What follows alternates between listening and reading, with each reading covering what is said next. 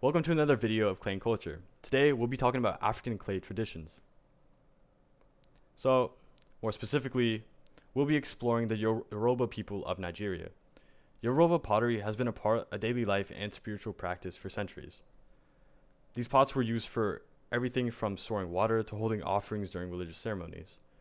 However, what makes Yoruba pottery so special is that it wasn't just art, it was a way for them to connect to their culture, ancestors, and tradition. And so, Yoruba pottery can be largely grouped into two main categories, ceremonial and utilitarian.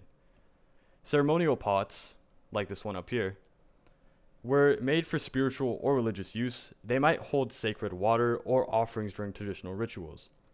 Utilitarian pots, like the one in the bottom image, however, were made for everyday use, like cooking or storage. But despite that, even these pots were carefully made and decorated with simple geometric or symbolic patterns. So this shows how the Yoruba people would blend beauty and function in their pottery. And to understand their technique, or to be more specific about their technique, they used what is known as pinching and coiling in their pottery. So in pinching, you start with a ball of clay slowly press outward using your fingers to form a hollow bowl shape. Coiling involves rolling long strands, like the Jomon people, and stacking them to build up the pot's walls, then smoothing them together. These methods allow potters to create large, strong, and beautifully shaped vessels using only their hands, water, and natural tools, since of course they did not have access to wheels at this time. And so, Yoruba patterns aren't random decorations, they also tell stories. Many designs have symbolic meanings. Circles might represent unity or continuity, while lines and spirals can stand for life's journey or spiritual energy. Potters carve or impress these patterns before firing the clay, making each piece unique, or impressing each piece with a unique visual message. And through these motifs, Yoruba artists express both personal creativity and deep cultural identity.